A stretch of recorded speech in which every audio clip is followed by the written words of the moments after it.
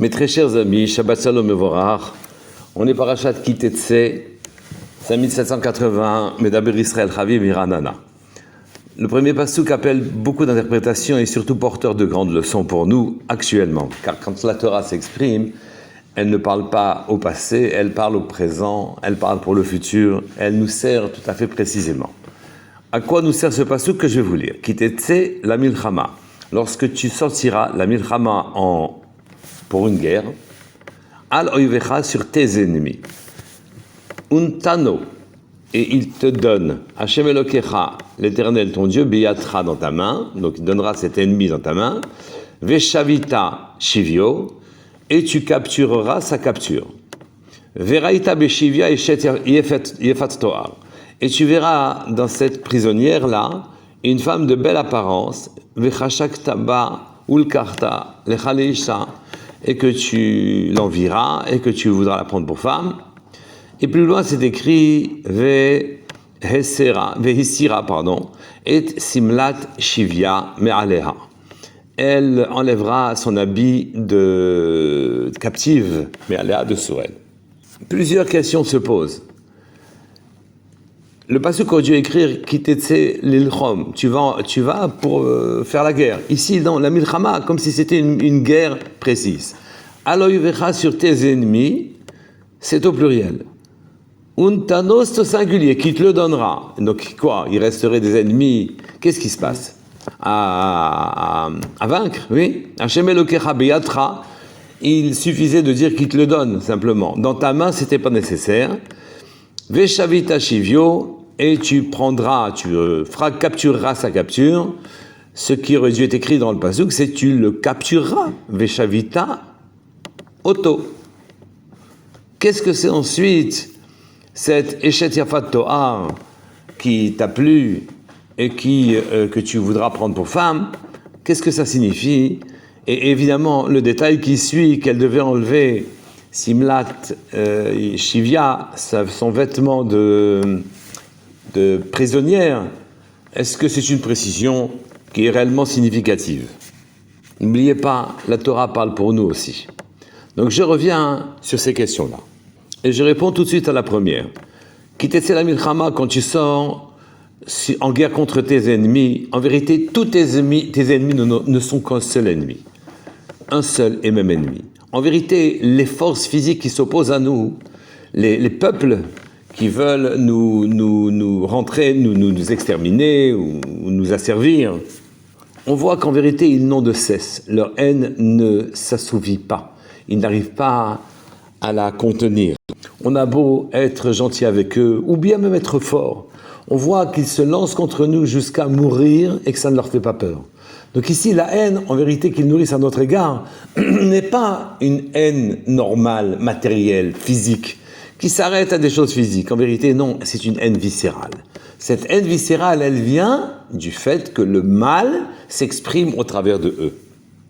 Et donc on comprend, Ki Tetse la milchama, quand tu sortiras en guerre, c'est-à-dire tu viendras faire ta guerre al oivecha, contre le mal que tu as en toi, le mal, la matérialité qui est en toi, qui essaye de subordonner toute ta spiritualité.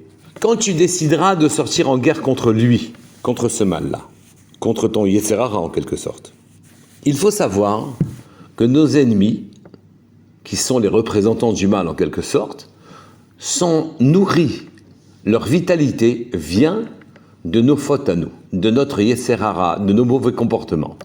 Le mal n'a pas de droit de cité dans le monde d'Hachem, mais nos fautes à nous lui donnent une vitalité. Donc je peux décider de sortir en guerre contre mon Yetzer Hara, contre mes défauts, réparer mes fautes, et à ce moment-là, ça va retirer de la vitalité au mal de manière générale. D'abord, ça va retirer au mal sa vitalité, et à moi, ça va me permettre de revenir en arrière. Untano Hashem Elokecha beyadecha. Untano, ça aurait dû être écrit Veitenu, et il te le donnera, Hashem, dans ta main. Une fois que tu es sorti en guerre, alors il te le donnera dans ta main, il te le donnera à toi. Mais il n'est pas possible d'écrire Untano comme si, quasiment, simultanément au fait que tu décides de sortir en guerre, alors il est à toi l'ennemi en question. C'est un petit peu ce que ça nous permet d'expliquer le mot biatra.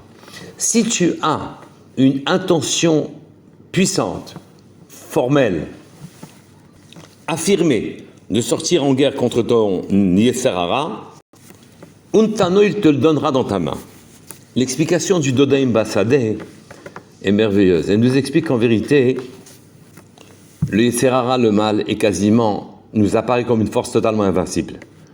Et notre position en guerre n'est pas très affirmée. On a peur de ce géant-là. Alors, Akadosh Baruch Hu nous explique. Imagine que le roi te demande de vaincre un géant. Et toi, naturellement, tu veux obéir au roi, mais tu vois que tu n'as pas les moyens de vaincre le géant. Alors à ce moment-là, le roi te dit, regarde, si jamais tu nourris ton intention de manière puissante et force et ferme, et que tu me fais confiance, à ce moment-là, moi, je lie les pieds et les mains de ce géant et tu pourras le vaincre.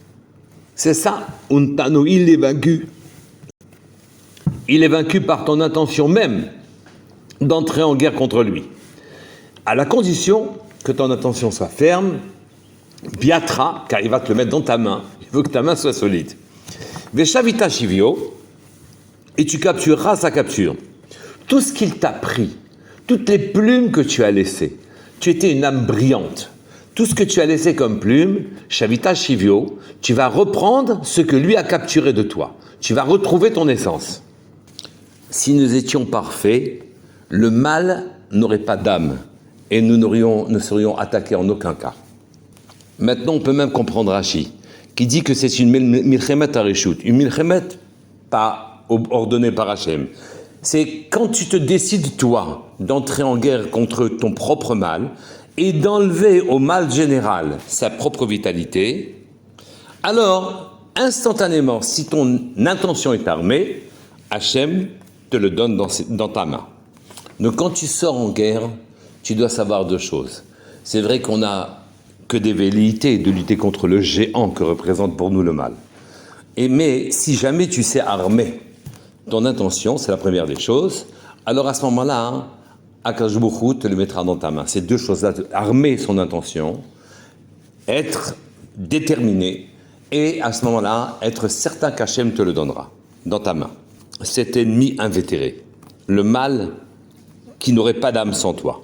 Il faut surmonter sa peur et ses incertitudes, et à partir de ce moment-là, tu as gagné. Tu as déjà gagné.